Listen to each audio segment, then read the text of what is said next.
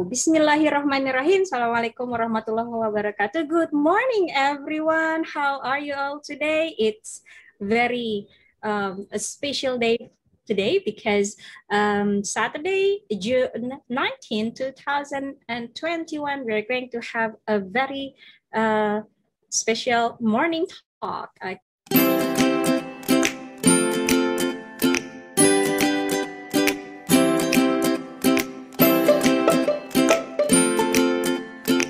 Oke, baik rekan-rekan mahasiswa sekalian, perkenalkan kami National English Center akan mengadakan kegiatan Saturday Morning Talk dan hari ini saya sedang bersama tamu spesial. Sebelumnya akan saya perkenalkan terlebih dahulu.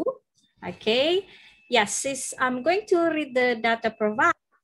His name is Muhammad Arifin SKP MHSMRN.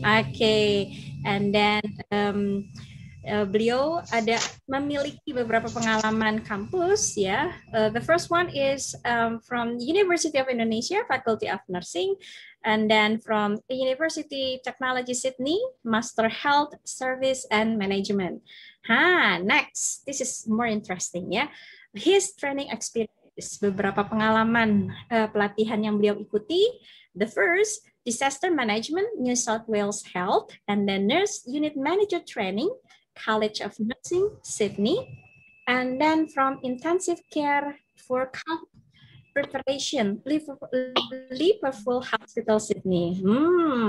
So, makin penasaran kan ya, seperti apa sih beliau ini, gitu ya, dan pengalaman-pengalaman kerennya nanti bisa kita selami dan kita simak bersama-sama. And then he is also organization history ya.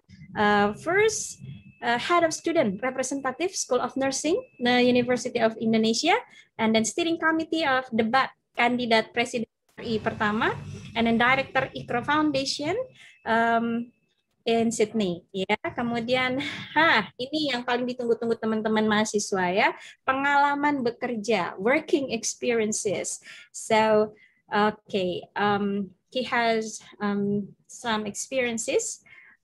Number one is emergency nurse, Honoris Hospital Indonesia, and then head of training department, Honoris Hospital Indonesia, and then registered nurse, clinical nurse specialist, nurse unit manager, War Memorial Hospital Sydney, and registered nurse, Bankstown di Hospital Sydney, ya. And then ini yang menjadi motivasi, kata-kata motivasi buat kita semua, ya. Kata-katanya adalah setelah kesulitan ada kemudahan. Jadi teman-teman mahasiswa kita akan memanggil beliau, ya, Mr. Muhammad Arifin SKP MHSMRN. Bismillahirrahmanirrahim. Assalamualaikum warahmatullahi wabarakatuh. Waalaikumsalam warahmatullahi wabarakatuh. Suara saya jelas ya semuanya? Jelas, Pak. Baik. Pertama mari kita panjatkan puji syukur kita kepada Allah Subhanahu wa taala. Alhamdulillah dengan perkenanannya kita pada pagi hari ini bisa berkumpul bersama di sini dalam forum Saturday Talk. Mudah-mudahan yang kita sampaikan bisa berguna buat masa depan adik-adik sekalian. Topik saya pada kesempatan hari ini adalah bagaimana bekerja di Australia sebagai seorang registered nurse. Ini pandemi ini memberikan banyak kebaikan bagi saya. Bisa share kemarin saya ngajar di SDUI tentang manajemen di sini. Sebelumnya saya beberapa kali mengajar tentang managing COVID di Australia strateginya seperti apa. Dan hari ini saya suka sekali bertemu dengan adik-adik penerus keperawatan ke depan. Saya percaya kalau mau melihat keperawatan ke depan 10 tahun, 15 tahun ke depan, maka sekaranglah kita akan melihatnya. Dan hari ini saya melihat antusiasme lebih dari 100 orang yang join. Yes, that's right. Nanti banyak di antara rekan-rekan sekalian, ada sekalian yang join bersama saya di sini bekerja di Australia ataupun New Zealand atau di belahan dunia yang lain. Baik, kita fokus lagi ke agenda utama, itu bagaimana kita bekerja di Australia sebagai seorang registered nurse. Apa sih yang membuat bekerja di Australia itu menarik, terutama di Australia ya? Saya menyampaikan di Australia itu relatif berbeda dengan di Amerika, relatif berbeda dengan di UK, relatif berbeda dengan di Kanada. Yang saya garis bawahi adalah di Australia itu ada namanya work and life balance, yaitu keseimbangan antara kerja dan happy. Yang saya kira di tempat lain susah untuk mencarinya.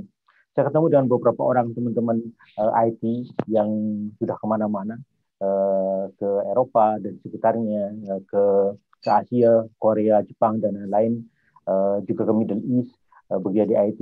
Mereka bersepakat bahwa kalau nyari work and life balance itu di Australia adalah tempatnya. Beberapa ekspatriat bule-bule yang saya temui juga mengatakan hal yang sama. Australia tempat yang nyaman untuk kemudian membina keluarga, bekerja, dan juga memulai kehidupan. Mengapa saya menyampaikan seperti itu? Work-life balance di sini bagus. Ini salah satu contohnya. Kalau adik-adik kalian bisa bekerja di Australia, itu cuti kita sebagai seorang perawat itu cutinya itu setahun itu 1,5 bulan atau 30 hari. Lumayan banyak ya. Kemudian ditambah lagi kita dapat 10 hari namanya RDO, roster day off. Roster day off itu kita di-rosterin, tetapi kita dibuat day off nggak kerja dan kita dibayar sebagaimana bayaran kita. 10 hari. Jadi 30 hari tambah 10 dan 40 hari per bulan, per tahunnya kita liburnya. Kemudian kalau Anda sakit, anak ada yang sakit, istri ada yang sakit, maka kita entitled, berhak untuk memiliki 10 hari sick leave. Kayak mungkin 10 hari pakai semua, tapi 5 hari bisa lagi pakai seperti itu. Jadi ada hak untuk sakit. Kemudian kalau ada yang meninggal, misalnya di Indonesia, kita harus ke sana ataupun kita nggak ke sana, atau ada relatif yang sakit di sini, kita punya namanya 3-day tax leave. Kemudian kalau mau volunteer sebagai pemadam kebakaran, banjir, asal terregister, maka kita dapat 5 hari dibayar penuh atau seminggu ya. Dan lebih menarik lagi, kalau sudah bekerja selama 7 tahun, maka adik-adik sekalian akan dapat jatah libur itu 3 bulan. 3 bulan, liburan nggak dibayar. Sampai sekarang saya masih ada sekitar 4 bulan. Saya ada rencana nanti mudah-mudahan kalau Allah berkehendak pengen volunteer di Indonesia, ngajar, share ilmu pada rekan-rekan sekalian lah di Indonesia atau di belahan dunia yang lain. Dari waktu yang ada itu membuat kita kemudian memiliki fleksibilitas yang cukup tinggi untuk bekerja, dan juga untuk kemudian berkeluarga. Saya tanya beberapa orang yang di Middle East, berapa sih rasio pasien perawat? Kalau di hemodialisis saja mereka 1-6. Di sini satu perawat itu menangani 4 pasien, kemudian bekerja dari 8 jam. Di tempat lain mereka harus bekerja sampai 10 jam, bahkan lebih daripada itu. Itu dari yang sifatnya holiday. Yang kedua dari segi superannuation. Superannuation itu semacam dana pensiun ya. Jadi 12% dari gaji kita itu di 12%-nya nanti yang memperkerjakan kita itu harus memberikan langsung ke rekening khusus superannuation untuk kemudian super itu menjadi uang tabungan hari tua kita. Kalau rekan-rekan sudah bekerja 10 tahun, 20 tahun sebagai perawat, ya dapat 100K itu lebih lah untuk di tabungan tersebut begitu. Dan kalau ternyata memilih kembali ke Indonesia, tinggal ditandatangani saja supaya itu mau diambil, nanti uang itu akan dibalikin semua dengan sedikit potongan tax.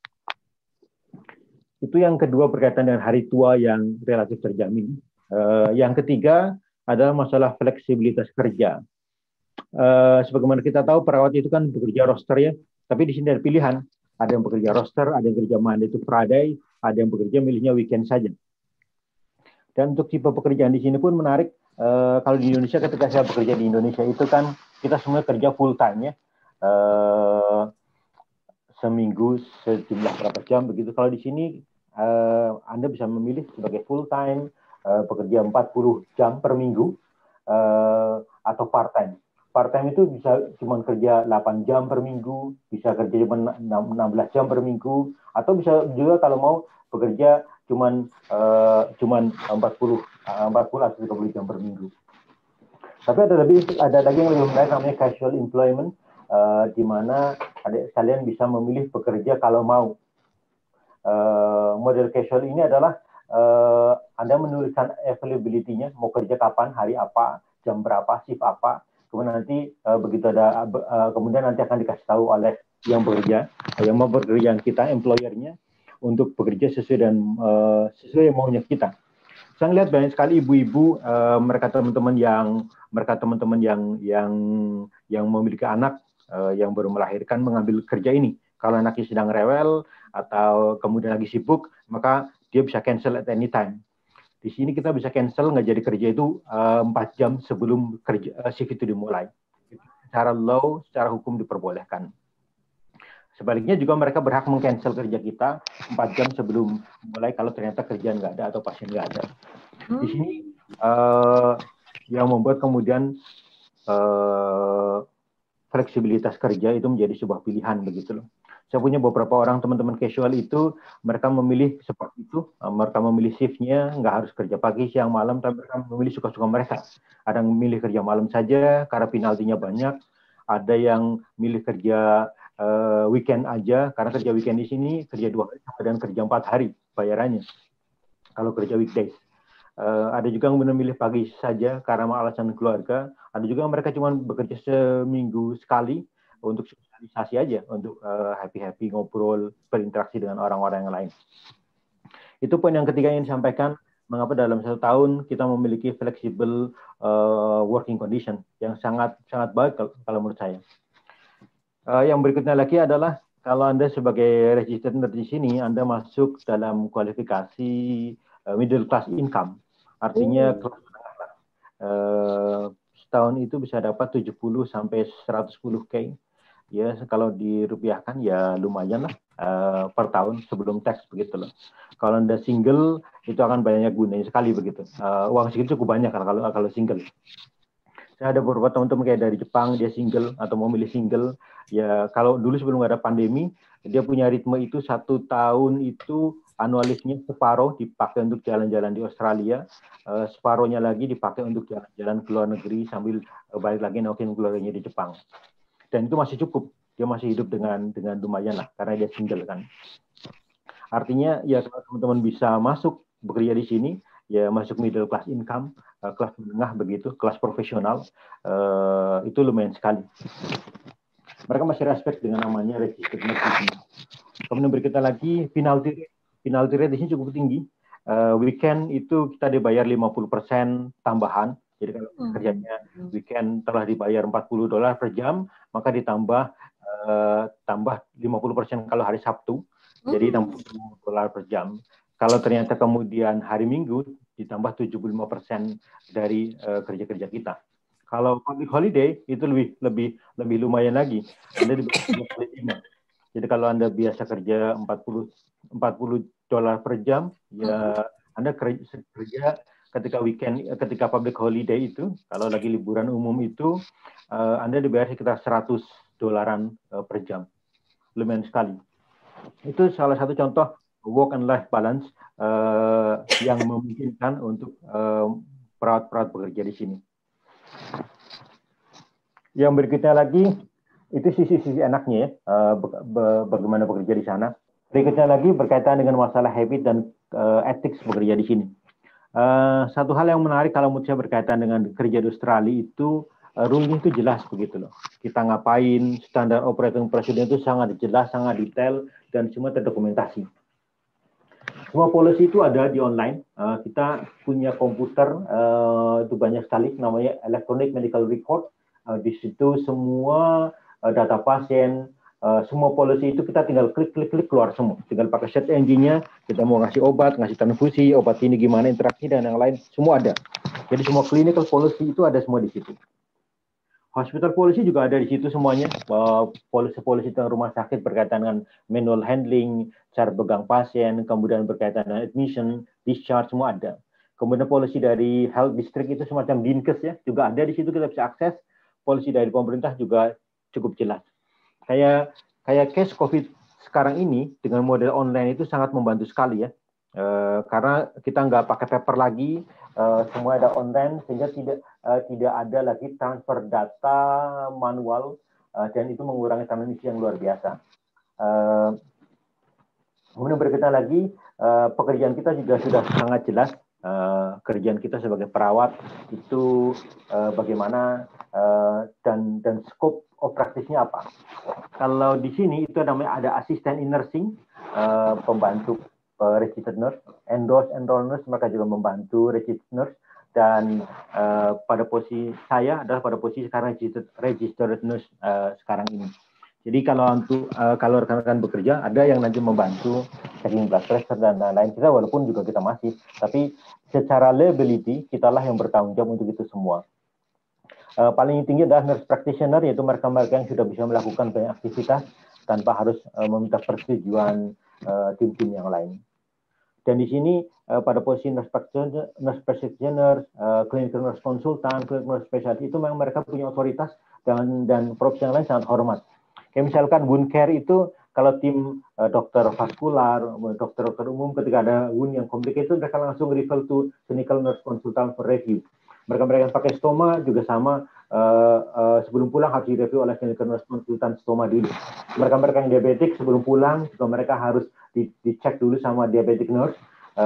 Bisa mereka levelnya CNS level 1 dan 2 untuk kemudian boleh pulang safe atau enggak, seperti itu. Dan sangat jelas sekali aturan mainnya. Terus berikutnya lagi responsibility dokter, fisioterapi, occupational therapy, speech pathologist, dietitian, farmasi, social worker itu sangat jelas. Kayak misalkan kalau di Indonesia dulu, saya waktu kerja di Indonesia itu namanya pasang infus itu hampir setiap hari. Kalau di sini saya nggak pernah tuh pasang infus karena itu kerjaan dokter begitu loh. Kita bisa, tetapi ya serahin ke mereka aja, kita kerjaan yang lain aja seperti itu begitu loh. Hal-hal yang sifatnya invasif itu mereka.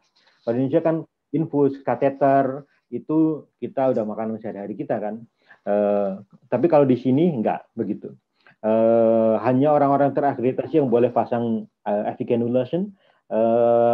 Kalau untuk yang kateter hanya untuk yang perempuan saja kita wajib untuk melakukan kateterisasi. Kalau laki-laki sudah kasih ke dokternya begitu. Walaupun kita tahu ya karena working load-nya kadang busy, saya kasih ke dokter aja, saya tinggal telepon, ini ada perlu kateter, ini perlu infuse, perlu antibiotik, mereka akan datang segera begitu. Karena memang sangat jelas rule and responsibility-nya. Tapi saya bukan berarti mengingatkan atau mengompori pada adik sekalian, wah di Australia saja saya nggak pasang infus, nggak pasang kateter laki-laki, saya nggak mau di Indonesia, jangan begitu loh. Kan lain tempat, lain kondisi seperti itu. Kayak misalkan masalah kemampuan menelan pasien itu dites oleh speech pathologist, ya mereka lah yang kemudian memberikan advice terakhir, dietnya itu jenisnya seperti apa? Apakah soft diet, apakah thick and fluid ataukah tidak, seperti itu. Jadi jelas sekali rule responsibility-nya, dan karena semuanya online, komunikasi itu sangat jelas karena semua ada entry-nya di situ. Obat-obatan juga semua ada di situ. Dan dosis, kemudian drug interaction juga sudah ada itu semua. Kalau misalnya tiba-tiba ada obat yang kemudian memiliki kemungkinan untuk interaksi sama obat yang lain atau double dose, maka farmasi akan segera menelpon kita, ini kemudian ada double dose nih, saya akan double check dulu. Atau ada obat-obatan yang kemudian belum dapat clearance dari infectious disease, mereka harus dapat approval dulu. Biasanya farmasi akan tidak mensuplai obat itu sampai kemudian ada kata yes dari infectious disease, seperti itu.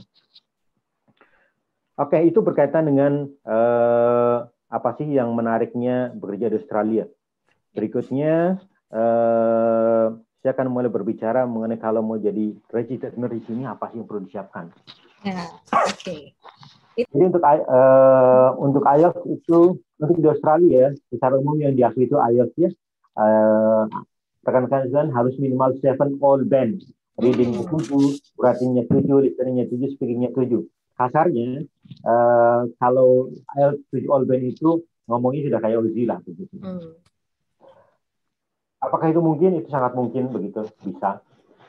Kemudian transkrip harus dalam bahasa Inggris, detail subjeknya apa saja, termasuk berapa jam teori, berapa jam praktek, berapa lama clinical practice-nya. Kemudian berikutnya lagi Di sini tuh ada namanya nursing board.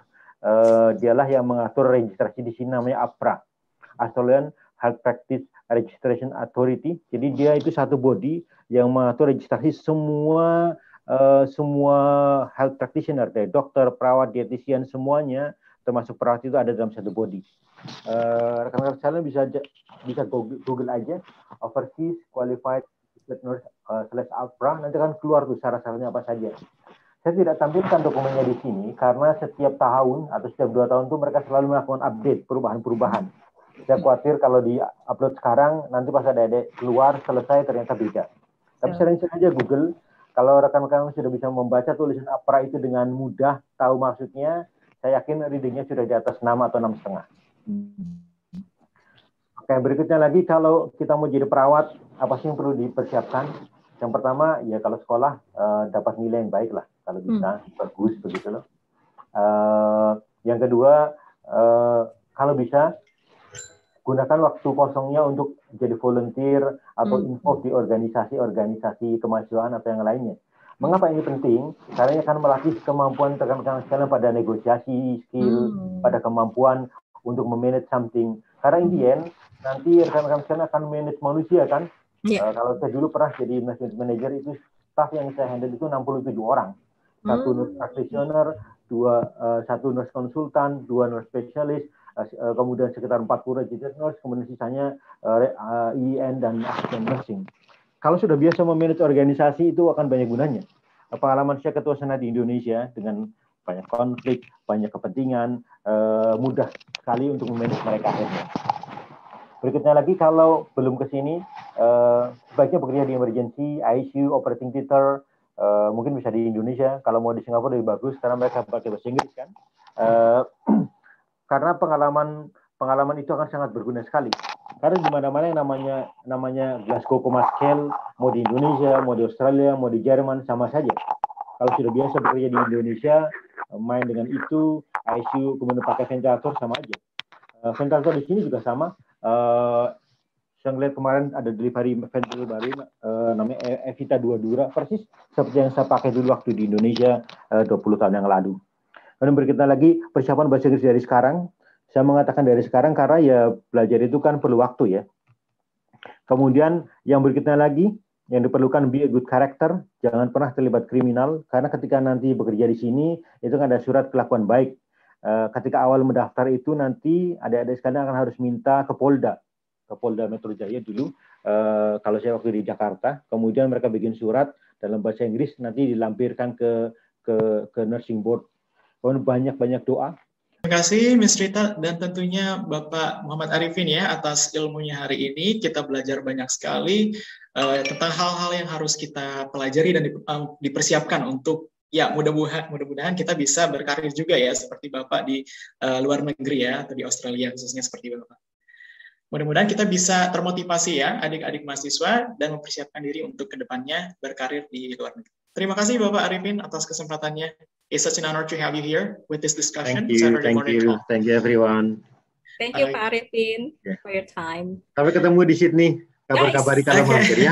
Oke. Teman-teman rekan mahasiswa ditunggu Pak Arifin di Sydney ya. Termasuk moderator dan MC. Yes, I will. Insyaallah.